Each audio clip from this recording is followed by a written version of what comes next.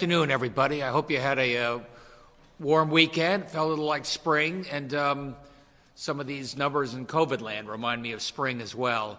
You can see here from this first chart, if you can get that up, guys. We had, this is 3-day numbers, so it's sort of interesting. A lot of cases, 3,300 cases, a lot of tests, almost 90,000 tests. That means for the week, over 180,000. So by far the most we've ever done, which allows us to get ahead of COVID, be able to track and at least find folks who are infected earlier and treat them earlier. Fatalities, 27. That's a 3-day number, but it's still a high number. Our number of fatalities has gone up monthly for the last 3 months.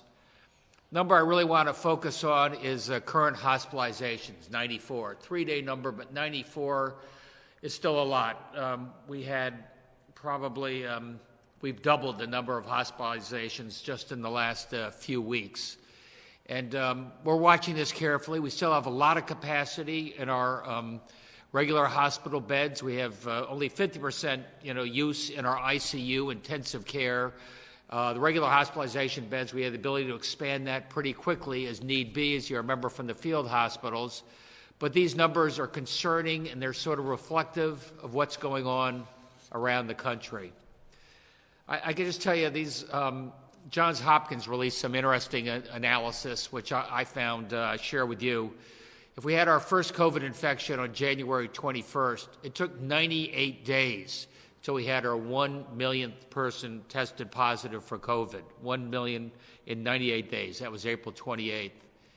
In the last 10 days, we've had now our 10 millionth person tested positive. So in the last 10 days, another 1 million. So we've gone from 98 days to 10 days.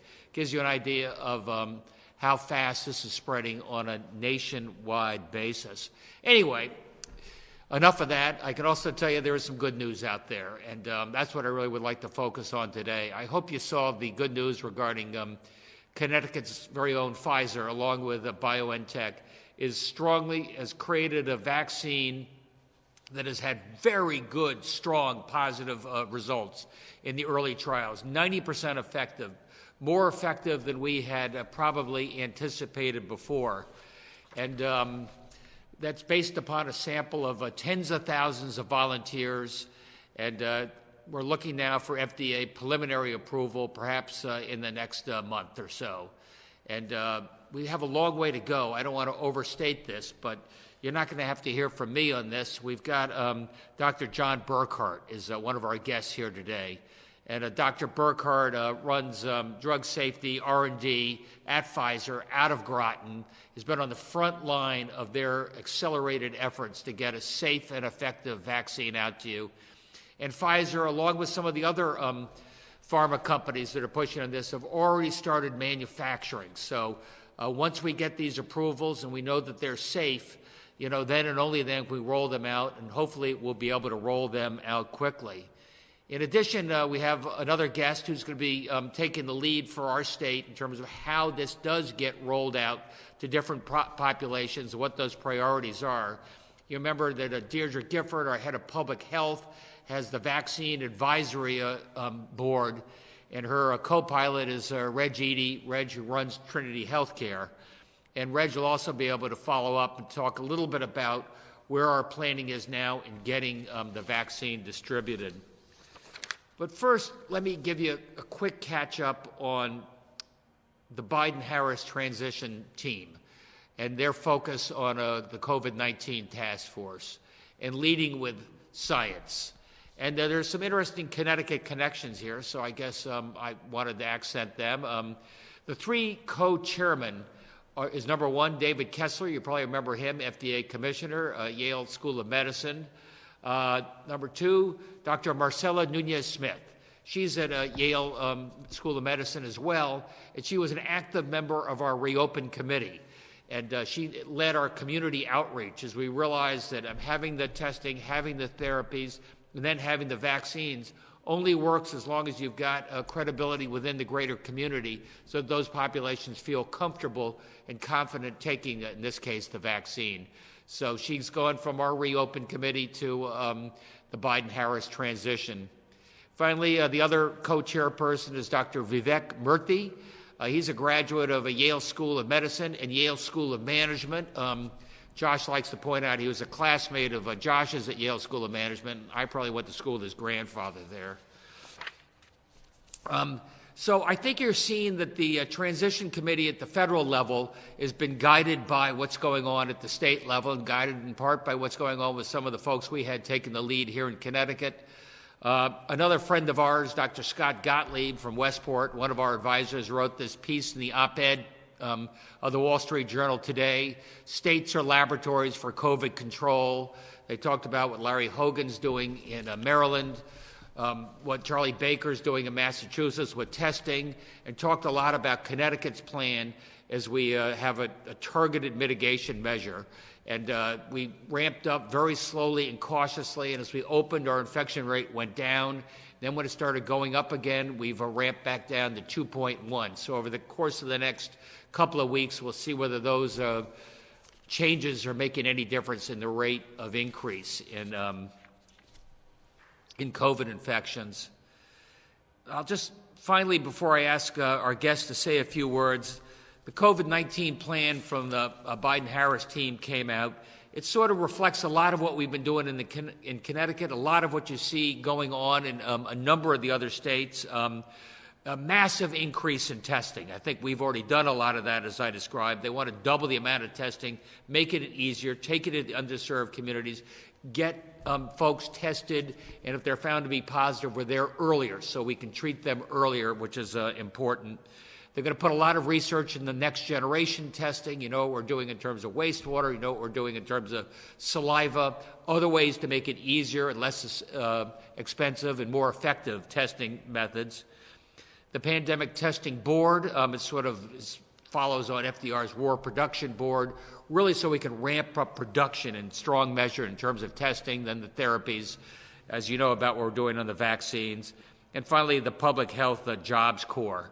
As we may find, we need additional, nurses and docs. I think I described the other day that back in May, the pandemic did not spread evenly across the state and across the country, so we're able to mix and match people and events and the such, depending on where the need was. This time, I'm afraid it spread very quickly across our state and across our country, so we have to maximize use hospital by hospital. But look, let me just give you the good news on the vaccines and other important work we're doing. And with that, I'd just like to introduce you to John Burkhardt.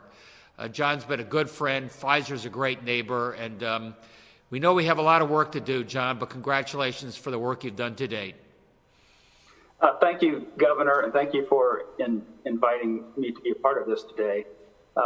Many of you have heard the good news. It's been in the national news, an interim readout from the ongoing study showing 90+% effectiveness. That means protecting patients vaccinated from getting a COVID infection. I'd like to remind you that we really think about three major components as far as delivering a vaccine to the patient, and it's efficacy, safety, and then it's continuous manufacturing with quality. And today we reported out on the first of those, an interim readout that included 94 patients with the 90+% protection rate against infection. The efficacy, therefore, very strong. The safety component is still reading out. We would like to get at least 60 days post-second injection, 2 injections to immunize the patient. So a 60-day runtime and at least 6,000 of the volunteers in the study. We need a couple of more weeks to reach that milestone. Then we will have this interim safety readout. The manufacturability, quality, those are ongoing, looking very good. Those are ongoing activities, and some of that is occurring right here in our laboratory in Groton, Connecticut. Let me ask one question, just because I think it's on everybody's mind. You move very fast to get this vaccine tested and hopefully distributed in the relatively near future. Any compromises people should worry about in terms of safety? Yeah, it's a great great question. Pfizer has been in the vaccine business for quite a number of years with many products on the market, many also in development for other infectious diseases. So there's a great history, subject matter expertise, and scientific basis to draw upon when we go about this long task of discovering and developing new vaccines.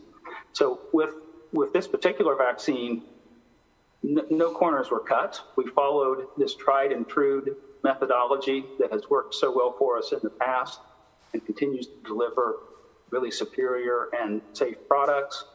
What's really been quick here has been that we undertook the manufacturing in parallel. So normally you wouldn't spend $1 billion to manufacture a product that may not work. You wait to see whether it works and whether it's safe, and then you do the manufacturing. So we did that at risk, and that was a decision made very early in the process.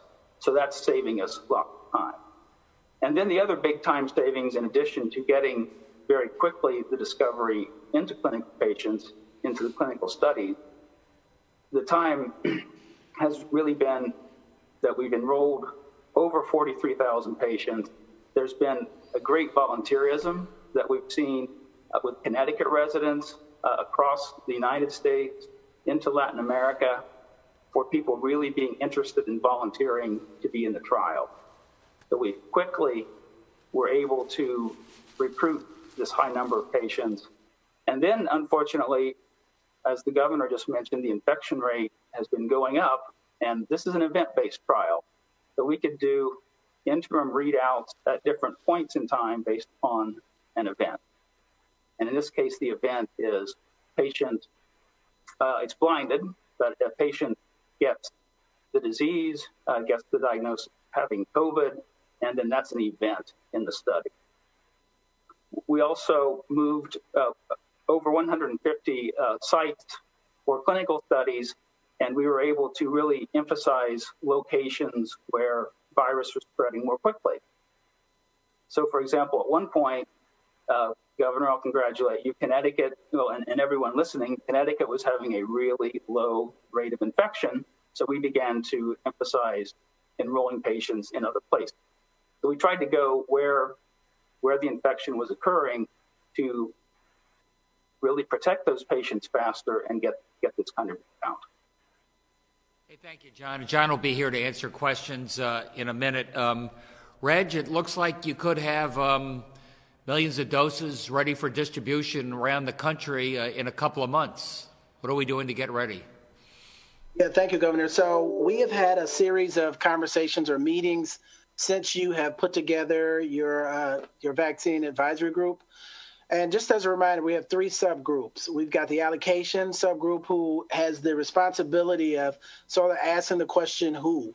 From a priority perspective, once we have vaccine available and we understand that the supply is going to be less than the demand, this subcommittee will be responsible for creating a prioritization of who we will administer the vaccine to first. Second is the science subcommittee, and the intention here is not for them to repeat the work that the Pfizers and the FDA and the ACIP have done, but just to do an evaluation of, and I'm glad John just described it because it helps us out a lot for us to have access to that intelligence and to communicate the great work that you've done so that we can better understand how we catalyze getting to the vaccine. So it's that subcommittee's responsibility to communicate that to the advisory group. And then there's a communications subcommittee who takes everything that we've done. They answer the question, the who, when, where, why, and how. And they are responsible for, in partnership with the advisory group, advising the governor's office on all the information. We talked about transparency. We talked about demonstrating trustworthiness. And so that is how we're going to, that's the group that will be responsible for communicating that. This is great news, and it's great to have, a home state partner here to get us over this hump. As you indicated, Governor, we're seeing a resurgence of COVID. The good news about this time around is that, capacity is there. We know a lot more than we knew back in March. And what we're currently doing, to answer your question, is we're partnering with hospitals, healthcare systems, and local health departments to find out who has the capacity for things like storing the vaccine, which takes special instrumentation, so that once the vaccine lands, and it sounds like we're going to have it in the very near future, we will be prepared to appropriately allocate the vaccine to the citizens of the state of Connecticut. Thank you. So Reg Eady and John Burkhardt are here along with Josh and Paul. I'm happy to take your questions. All right, thank you. We'll start with Hearst, Connecticut Media. Hey, Governor, how's it going? Just to start, a couple of colleges last week said that they're announcing curfews in response to your recommendation. Are you worried that because that's not a recommendation, are you worried that that's too restrictive? And also, does the state have a plan going forward for all of the kids who are going to be moving out and moving back with the Thanksgiving break? No, I don't think it's too restrictive. I think a lot of these colleges have seen some flare-ups, often related to parties, so I think they're taking the appropriate action. We're doing everything we can to keep the colleges open until the Thanksgiving vacation, when kids will be going home for probably a couple of months. What we're doing around the rest of the state is just guidance, trying to tell people to stay close to home, especially if you're older, especially after 10 o'clock at night. Probably safer to be at home. Thanks. And then this is for John. Was the news of the trial withheld in any way because of the results of the election? I think people are going to want to ask that. Oh, sure. No. So this has always been an event and data-driven readout. So part of the timing was based upon accumulating the events. And then part of the guidance from the U.S. FDA, so the events were about the efficacy. Remember that. So then the second part was this runtime of safety for patients 60 days after the second dose. And so we are only a couple of weeks away from also having that data set. But those two, because they go so closely together, are being reported together, and you're hearing that now. Thank you. All right, moving on to the Hartford Courant. Yeah, hi. First of all, for Governor Lamont or for anybody else, have you all worked with Marcella Nunez-Smith, and what can you say about what she will bring to the committee that the president-elect has put together?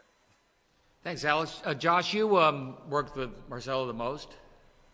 Yeah, Marcella was one of the key leaders on the Reopen Connecticut Advisory Group. She co-chaired the Communities Committee, which was heavily focused on ensuring that we were putting in place resources and strategies to help mitigate the impacts of COVID on populations that have been most impacted, particularly in our cities and minority communities, and was very influential in actions that we took to put in place a number of the supports that the governor's announced over the past months.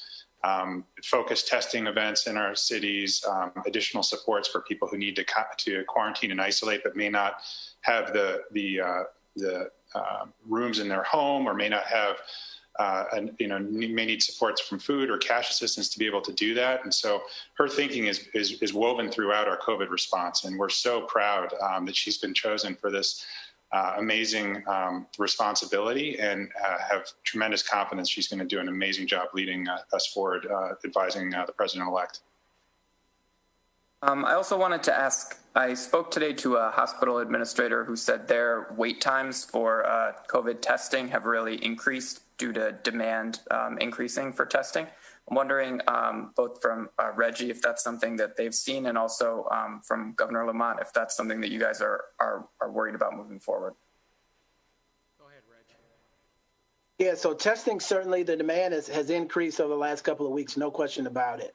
I don't know that our wait time has necessarily been impacted, because we have the ability to get to the test very quickly.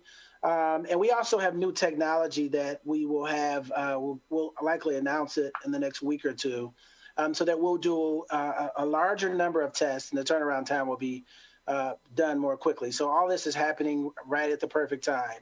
More testing, faster results, a vaccine, and the governor's vaccine advisory group. So putting that all together, I am very comfortable that we're in a good place as a state. Yeah, I would just amplify that. We're working with local labs wherever possible. Vast majority of our tests come back in real time from local labs, or at least within a day or two. And as you know, we're now doing about 75,000 Binax tests on a weekly basis. And those are instant results, or results within 15 minutes. So we're doing everything we can to get you a quick resolution in terms of infection or not infection. And then one more question from me. The state has reported more infections in schools in the last week or two than it had been. Is that beginning to creep onto your radar in terms of spread in the schools? I know with a lot more testing, you are seeing, more infections, less taking place in the classroom, more taking place outside of the classroom.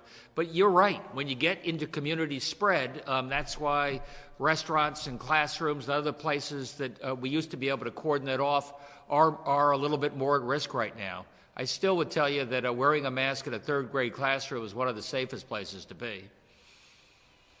All right. Thank you. All right, moving on to News 8. Congratulations to Pfizer. It's all everyone's talking about. The timeline that we're hearing, a couple of months, possibly millions of doses. But to give people a realistic perspective of what they can understand or expect, what are some of the challenges? The cold chain, talk about that maybe, and also a two-part dose. Do you want to start with that, John? It was the challenges getting distributed. Certainly the two-part dose, you got to monitor that for 3.5 million people. Times two, that would be 7 million vaccinations. Tell us about some of those challenges there, John.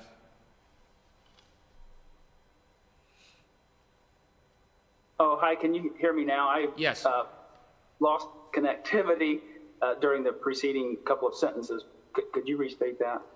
I think it was just some of the challenges related to getting the vaccine, especially given the fact it takes a double injection. I think it's 2 weeks apart. What advice do you have for states? Yeah, it's a good question. Many of you also know that we have to keep the product very cold and shipped in very much sub-freezing temperatures. Then there will be a short term of stability, perhaps at refrigerated temperatures. And that's going to be a logistical challenge.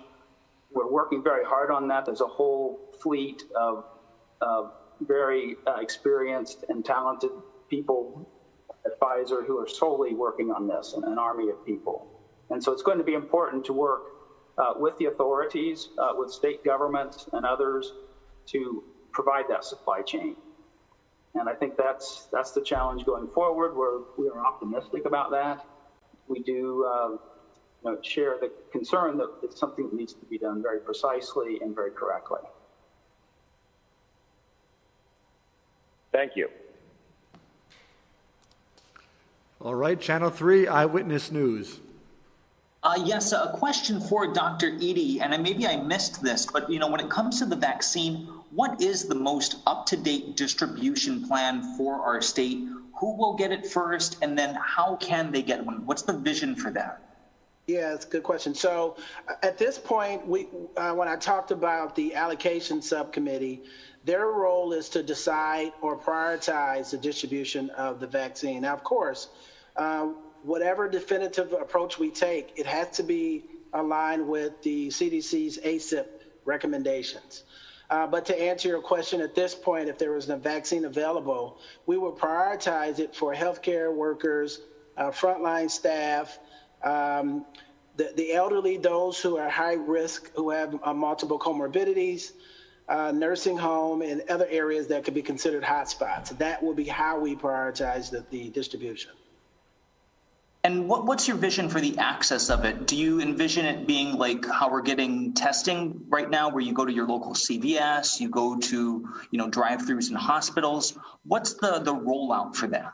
Yeah, at this point, we think that there will be 3 phases. The first phase, as you can imagine, would be a phase where the demand is greater than the supply. The second phase, they will sort of balance each other out. In the third phase, there will be more supply than the demand.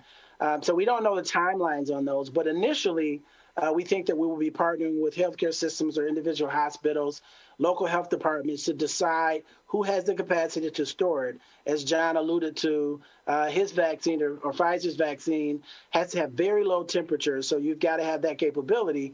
But we imagine at this point that local health departments and hospitals will be the primary, at least in phase one, vaccinators. And now a question for the governor and some of the doctors on this call. You know, we're seeing more of these anti-lockdown protests, and part of that does question the vaccine itself. So how do you assure that the public is safe when there are doubts of pockets in the public? And what are your thoughts on these protests in general? Well, I'd say it's a little contradictory to be so skeptical about vaccines and yet having anti-lockdown protests. I mean, one of the ways we can keep our economy open, keep our schools open, is taking the necessary precautions, as we described. And let's face it, the vaccine is going to take months before it's rolled out in a really totally effective way. So we're going to have to stay cautious, for a little bit longer. So those would be the two messages I'd have. You want to add something to that, anybody? Yeah, I'll just add, so one of the greatest challenges we have as an advisory group is just that. It's how do we assure or convince people that this vaccine is safe? I will tell you that, listening to John, I had the privilege of having a conversation with him and one of his teammates prior to this press conference. And I was asking those very questions. I have access to a lot of the same information that you have access to. But boy, it was very comforting for John to explain to me how that, for example, and he alluded to this earlier, how they catalyzed this entire process by doing things in parallel versus in series, right? They were lucky enough to get a number of volunteers up front, which under normal circumstances, you wouldn't have that many people available. And they've already started production. In series, once they've gotten through this part, the production could take one source I recall suggested it could take up to 15 to 24 months just to produce the vaccine. They've already started that. So once it's approved, I can explain to our citizens, once it's approved, then I can better articulate what I've learned from John, and I'm going to learn more. Apparently, there's a webinar that will provide education to a group of people. But I'm going to continue to sort of keep my ear to the ground, to have conversations with experts like John so that I can better understand, because I'm going to take it as well, and I don't mind taking it publicly.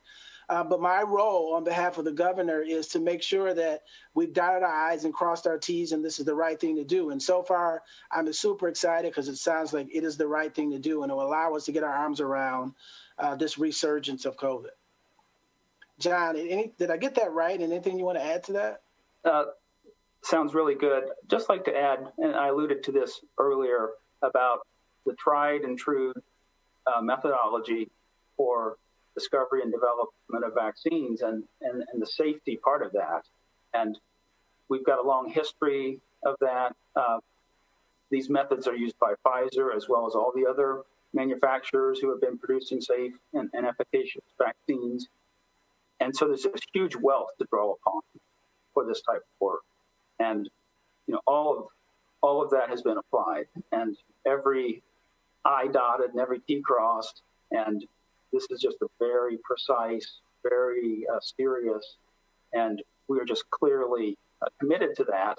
And then there's the recognition that we follow the science, and we hope for certain outcomes. We've got a great outcome today. We're very excited about that. That was scientific. We didn't know until that data came what it would yield. So this is a deeply scientific process, tried and true, and that's what we're following, and we'll see where it leads. And final one for me now, Governor, I apologize. Why are Massachusetts athletes who play soccer and hockey able to come and play in our state while the Massachusetts governor has essentially banned Connecticut kids from playing in their state? They're not coming to play in our state. We're not having any of these interstate competitions at all. And they've been a source of spread. We saw that in Boston, by the way. We've had a couple of incidents here in this state. So the quarantine works in both directions when it comes to interstate sports.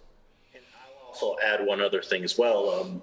What Massachusetts put forth was actually in collaboration with the state of Connecticut as well as Rhode Island. We have all collectively have come up with those same guidelines to stop interstate related travel for sports tournaments.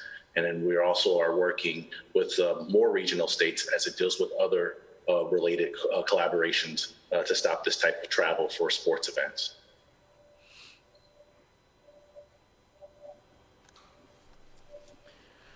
All right, thank you. Moving on to NBC Connecticut. Hi, everybody. Matt Austin with NBC Connecticut. My first question was to John. Can you say how many employees in Groton were working on this project and how critical they were to what we've seen so far? Absolutely. That's a great question. We really like to talk about the work in Connecticut as well as what we do everywhere among our sites. We probably have had around 200 of our employees working on this project. It's a little hard to give a clear number because there are many of us who work on lots of projects. And so this would be one of the projects that some people work on. And then there are others who do nothing but this project, and they do it round the clock. So it's really been this great collaborative effort among our research sites. And I'm really proud of the role that Groton has played in this. And at this point, in terms of the vaccine, do we know how long it would be effective for? Would it be like a flu shot that you would have to get every year? This leads back to the question about it's the science, and we follow the science, and we do not know the answer to that question. So we will be learning about that from the current clinical trial. Also like to mention that we will follow those patients out for 2 years with an emphasis on safety, but we will then also begin to gather other types of data, such as to answer the question that you just asked. Thank you. And Governor, do you have any concern that as people hear about a vaccine, they might start letting their guard down and have potentially some less enthusiasm for tougher restrictions in the coming months? I do. I mean, look, we're trying to present the science as we see it. It's good news. It's going to take many months to roll out. And all the precautions we can take in terms of masks and distancing in the meantime will make a world of difference. Somebody asked previously about the, anti-lockdown, protests and the such. Look, we've got an infection rate of 3.7%. They were not as restrictive in a place like South Dakota, which has a 40 or 50% infection rate. And don't think this is a milder form of COVID, less fatalities. I'm afraid you're seeing the fatalities ramp up again around the country following the higher infection rates. Don't take anything for granted. And do we have any idea, finally, just how many doses that we potentially would receive? I could just say what I've understood from Pfizer, which is maybe 5 to 10 million. Not we, but the country by the end of this year. And I think you've got a plan for, 150 or so million by the end of next year? Yeah, good commentary on that. So at least 5 to 10. We could see up to 50 million this year. We're hopeful on that. And then we could be at the 1 billion or more next year as the manufacturing really kicks into high gear. So those are the things that we are hoping for. We usually get about 1% of the total if you're doing the math in your head. All right, thank you. Fox 61. Hi, this is Taylor DiCello. My first question may be best answered by Dr. Eady. When do you project that widespread distribution of the vaccine would begin beyond initial priority populations?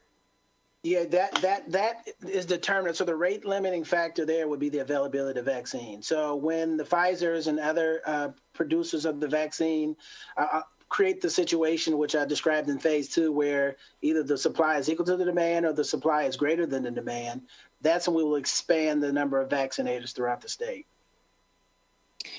And if every person has to get 2 injections, would that up to 50 million doses go to 25 million people, or does 1 dose equal 2 injections? Yeah, that is my understanding of how that works, but John would Oh, yes, thank you. Clarify that that is exactly the case, that each immunized patient needs 2 doses. And so if you do the math, to clarify, the 50 million doses would immunize 25 million patients. Thank you. All right, thank you. News 12, Connecticut. Hi, everyone. Governor, I want to follow up on the safety concerns that some people have. We talked to a lot of doctors today. They say their biggest concern is that people just aren't going to take this vaccine because they're scared of it. And you've probably seen the Data Haven survey that says close to 40% of people in Connecticut either won't take it or aren't sure. Any thought that you would require this vaccination to get our numbers down and get people vaccinated? No, John, that's not the way I'm thinking about it. But you're right. I've seen the same analysis. I was interested that doctors, 60% said they'd be inclined to take it in early dose, and 40% of nurses. So that's why John is here. We wanted to give people some confidence that we're following all the safety protocols. We've had tens of thousands of tests in the clinicals going forward, so we'll be tracking this carefully. But I think by far the best way to do this is on a voluntary basis. Look, at the end of the day, you're more likely to get a flu shot in Connecticut than just about any other state. People know how important and safe and effective that can be. And I'd like to think COVID will follow the same track. So, Reggie, I guess the follow-up for you is, do you envision some sort of, public information campaign or, going along with this to try to get people on board voluntarily? Absolutely. So the subcommittee, the communication subcommittee is right now having conversation around creating a variety of venues in which we can talk about the work that we've done, talk about the advice that we're giving the governor, and sort of close the gap, answer other questions so that we can ensure that majority of the people, and I happen to think that those stats that we just talked about aren't bad at all because we don't have a vaccine. So 60% of the physicians and 40% of the nurses and probably 50% of the population without a vaccine is already saying that they're willing to take it. Imagine once we are transparent and communicate to them the great work that companies like Pfizer has done to ensure safety, I'm sure that number will increase. And just like the flu vaccination, the state of Connecticut will be just fine. And just one follow-up question for John. Can you talk about exactly what role Groton plays in testing the safety of this vaccine?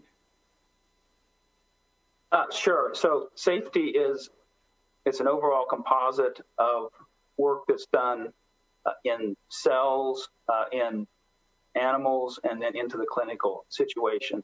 So we have supported the animal safety work in Groton, and then the clinical studies, of course, are not conducted on our premises.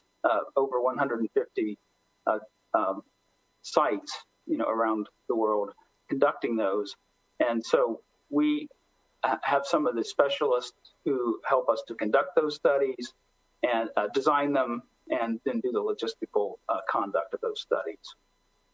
So it's really a broad spectrum of scientific expertise that we have at the site here in Connecticut that helps us to progress such an ambitious program with the vaccine.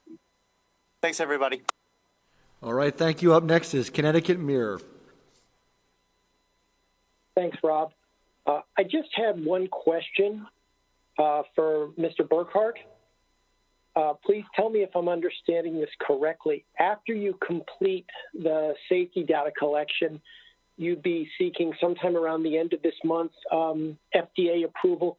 What type of a turnaround is that, and how long, even for something as important as this, how long can that take? Sure, that's a great question. Let's maybe speak first about the type of approval for which we will seek a filing, and that's the Emergency Use Access, or EUA, as you've heard people speak. And that's really a very specialized program in which a limited approval is achieved,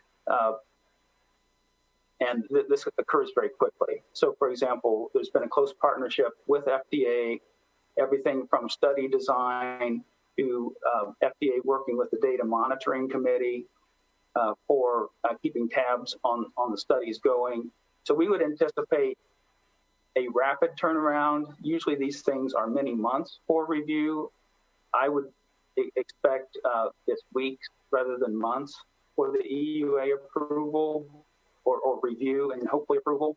Now, subsequent to that, to move to large-scale production or vaccination of patients, we would file a biologic licensing application, or BLA, which would be the full formal type of application, and that would proceed perhaps a little slower timeline, but we've seen the agency being just very helpful. They are working around the clock to review data and ask questions and get to resolutions on any question.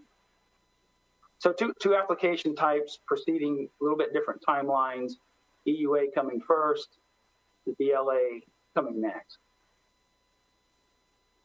Thank you. All right, up next is the Day of New London. Hi, yes, I have two questions. One kind of piggybacking off of some of the other questions people have asked. This is a question for John or anybody else, really. How do you plan on not just assuring people who may be skeptical or have concerns about the vaccine, but also combating any misinformation? You know, if there's misinformation either from individual people online or from organized groups, how do you plan to address that? Yeah, it's a great question. Maybe I can give an initial commentary and others could join in. Is I guess we are really focused on the science, where the science leads us, what the data tells us, and then we need to educate others about what that means. So we don't expect that people are spending their spare time, reading up on all these details. May not have the subject matter expertise, and so it needs to be real for them. And so these complex data sets and the deep science needs to be made, understandable to a wide range of people. And so I think we'd like to partner with that type of thing. And indeed, in really successfully treating disease, we have found that when physicians and patients are well informed about the disease, understand the treatment, and can connect all the dots, we are far more likely to have adherence to treatment regimens. We are far more likely to have successful outcomes with treatment, and it would seem that vaccination would follow those same principles with which we've had experience in the past. Perhaps Reggie would like to comment. Yeah, so once the baton is sort of passed from the Pfizers to the states, in partnership and independent of people like John, we have our science committee that will take a second look to understand what was done, how it was done, so that they can advise the communications subcommittee, and they have the responsibility primarily of explaining to the entire state in whatever form they wanted to receive the information. So that's our challenge, to make sure we understand that, so that we can make sure that the truth is being spread about the process that Pfizer underwent, as well as the work that we've done as an advisory group. So we've got subject matter experts throughout the state who are going to be partnering to better understand that, who speaks their language, and then we will relay that to the state of Connecticut to dispel any of the myths that may exist. I just add to what Reggie said. We've got the scientific community represented on his committee, but we've also have members of religious leadership. We also have labor leaders. We have community leaders. We have legislative leaders. So folks from your community are also there explaining why it's safe to take this vaccine, when it's safe to take this vaccine. And one more question was, this would be for John. Do you know kind of roughly a timeline of when we might get more information on whether the vaccine prevents the most severe cases, or if the vaccine prevents people from getting the virus who may be asymptomatic and not know they have the virus? Yeah, Erica, that's a great question, and you're really I guess, showing an interest and a passion for the data that we also share. We just need some time for this to play out. And then we've only been able to thus far share some commentary from the data monitoring committee, and there's going to be a more robust data set there as the study goes to completion. So it completes at 164 cases. So we've got about 70 more of those to accrue. And then we'll get this longer running safety data. 2 months is critical, and then monitoring for up to 2 years. And I think when we have that kind of data set at our disposal, we can start to answer some of the questions you're asking. Thank you. All right, up next is Connecticut News Junkie. Thanks, Rob. Governor, what is our 7-day rolling average for the state right now? 3.8%. And you said it was concerning you. The hospitalizations sort of are rising quickly. It looks like where you said we were at 50% capacity in ICUs. Do we have models for when that may become an issue? I'll start with this and maybe pass it over to Josh. One of the things I'm finding on the infection rate is, it's bouncing around and it's going up, but it's not going up like a hockey stick. And I take that as relative good news compared to maybe what we saw 6 months ago. What you see in the hospitalizations is sort of a 2 or 3 week lag based on infection rates, and our infection rates were going up a lot back then. So let's see how that sorts out. But Josh, do you have any models on where you see capacity? Yeah, and I'd also, certainly defer to Dr. Eady to comment on the ICU topic, because I know from a clinical perspective that some of the approaches that he and his team and our doctors around the state are taking to treat COVID patients is less intensive for ICU beds than it had been in the first wave. But we do look at a lot of models. There's a wide range of projections. We do look at some of the more severe scenarios because that's what we want to plan for, right? We want to be prepared in case some of those more severe scenarios are coming. But as we've talked about before, models are just estimates, and ultimately, the outcomes are dependent on the actions that we all take in this state to wear masks, to follow the rules, to maintain our distance, and to prevent the chains of transmission that we're seeing occur right now. But Dr. Eady, maybe you could comment on the changing approach to treating COVID patients and how that changes our need for ICU beds. Yeah, so the good news is that we learned a lot from our first time around. There were hospitals in the state of Connecticut that participated in some unique studies from a plasma perspective. So, in hospitals in Connecticut, we now have treatments or responses to COVID, even in the intensive care setting, where we are comfortable that the length of stays are going to be shorter. We're going to see it's certainly not an increase, but we expect a decrease in both morbidity and mortality. So I think we're in a much better position now to handle the load that we're expecting to get.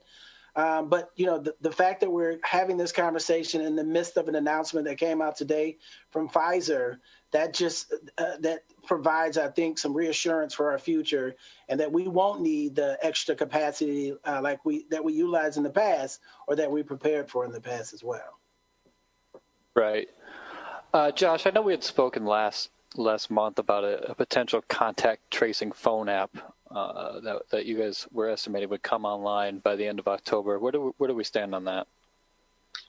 I would recommend tuning back into the press conference on Thursday for some updates on that one. Okay, gotcha. On the education teacher front, I understand that in some towns there may have been a shortage of teachers. Teachers are having to quarantine as they're getting exposed. Is our education department working on this? Is this a problem throughout the state?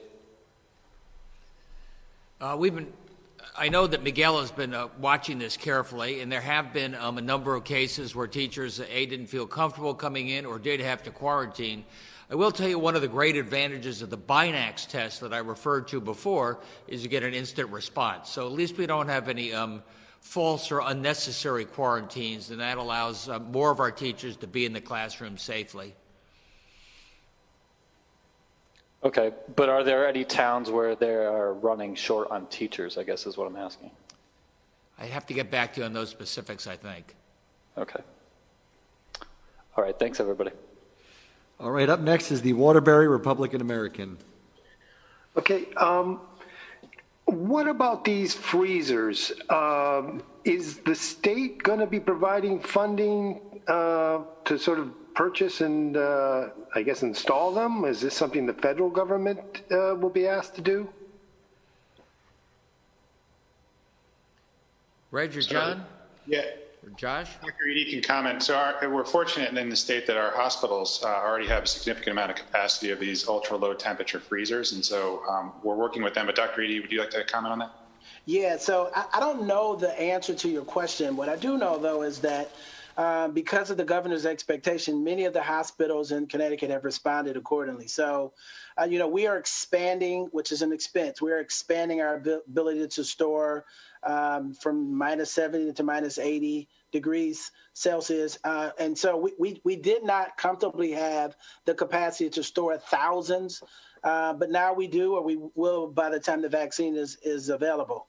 And the other hospitals are responding accordingly as well. Now, if I had to guess, I would say that maybe the CARES Act support to some degree, just that it did with the testing, may provide some support. But I think right now, that is not primary in our minds. What's primary is preparing ourselves for the vaccine once it's available, which is going to be in the very near future, and making sure that we get the citizens in the state of Connecticut vaccinated as quickly as possible.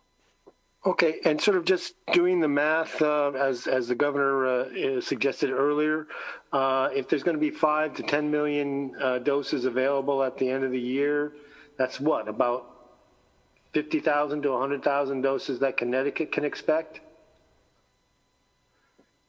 Hi, this is John with a comment. Is 5 to 10 million is conservative, and up to 50 million we believe is like possible, if not likely. And then we can get back to your question on the math. Yeah, and I think the governor said that we should expect to get somewhere around 1% of that. Yeah, okay. Right. All right. And I had a question about a nurse. Maybe this might be something for Josh, or perhaps the governor knows, or Paul. The Watertown Convalarium, we're being told that there's an outbreak there. I looked on the report from last week. There was just within that reporting period, 2 staff cases and 1 patient. Can you give us any kind of information on how many staff and patients there have been infected? Are patients being moved? And when might, if it's being closed, when might it be reopened? Yeah, Paul. So Department of Public Health is certainly aware of an outbreak at that facility, and they're working with the facility to contain it. But the matter is, under investigation. I don't have the very latest numbers for you, but we can probably get those. Oh, okay. All right. I guess that's that'll be it for me. Thank you very much. All right. Thank you. Moving on to the Associated Press. Thank you. Good afternoon. Governor, can you address this idea of the president-elect getting national standards in place when we haven't had any, and what that will mean for the state? And how concerned are you that there will be conflicting messages between the president-elect's panel and then the president's panel? Oh, I think the president-elect's panel and Dr. Fauci and Dr. Birx and a vast majority of the states will all be speaking with one voice when it comes to masks, when it comes to protocols, and then when it comes to vaccines. And I think that will be a big step forward for all of us in terms of convincing people to do the right thing. Okay. And John, can you address, are there any populations that you found would not be good to get a vaccine, and are you seeing side effects? And if so, what are they? Sure. The study's ongoing, so that's a caveat with anything that I'm answering today. Is 43,000 plus patients, just to remind about that, and then 42% are of ethnic and racial background that's considered diverse. So our approach has been to really enroll lots of patients, gain lots of diversity in that population by going to the places where we can enroll diversity. and then to learn from that data as it plays out in the study. So you're asking some really good questions. Currently, we don't have the sub-level of detail to answer those, but we believe we've got the kind of clinical trial design and subsequently data set that will be very informative. And finally, Governor, can you address what's going on in terms of the restaurants and whether they can or cannot use these outside tents and igloos, and has there been an agreement reached, and when do those changes start? Now, when it comes to those igloos, it's really a matter of having some ventilation there. And I think they've reached an agreement, and we've done this with our regional states as well, how you can use those igloos. That's great. You have your self-contained pod. You're more in an outside environment, less likely to, contaminate anybody else. So we're doing everything we can to make it easier for the restaurants to keep going in this tough time. Thank you very much. Appreciate it.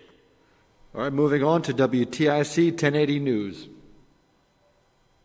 John, you mentioned 200 workers. Just quickly, is that in Groton or is that worldwide? How's that breakdown? That's a great question. So I was referencing Groton with the 200. I actually could not begin to estimate the worldwide population in our company working on this. Yeah, it's more of a Groton question, I guess. Can you explain in layman's terms why this, and I apologize about the background noise, why this vaccine has to be kept at 80 below? Oh, sure. It has to do with really the biology and the physicochemical properties that come with that. So the active agent is mRNA, and that we know will degrade if not stored in those kind of low temperatures. And we want to avoid any kind of degradation because we'd like patients to receive the full dose and be able to mount the maximal appropriate immune response. And so there's that component. And then in the subsequent preparation, it's mixed with some lipids, carefully defined set of lipids that create a lipid nanoparticle. And so there's stability related to that construct as well. So it's complex biology. It's driven by physicochemical properties, of the materials. And we've learned that the ultra low temperature has really been the way to preserve the integrity of the product. 60 Minutes did a piece last night about how the military is involved in this massive distribution. Have you guys talked about at all the historic size of this? Is this the biggest vaccine distribution ever coming up?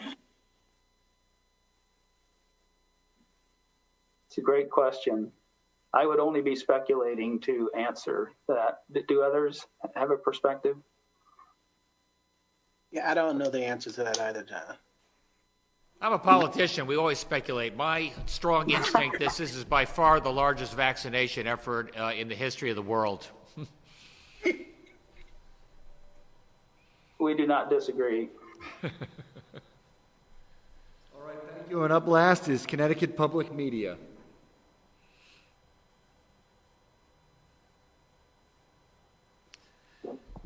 With that, let me just say, Reg, thank you again for your service on the advisory board. And John, to you and Pfizer, Connecticut's very own, taking the lead. I don't want to overstate. We have a number of steps to go in terms of safety, in terms of effectiveness, in terms of getting us out, in terms of getting this vaccine distributed. But boy, it was a very good news what we woke up to today.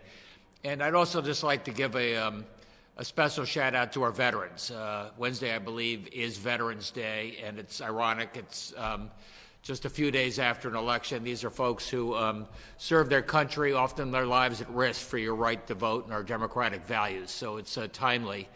And it's worth remembering that it was back in 1918 during that Spanish flu that folks were celebrating the veterans in a bond parade, that you did have this second wave of the pandemic back then, a little like we're having our second wave now. So thank a veteran, but thank them from a social distance. Thank you, everybody.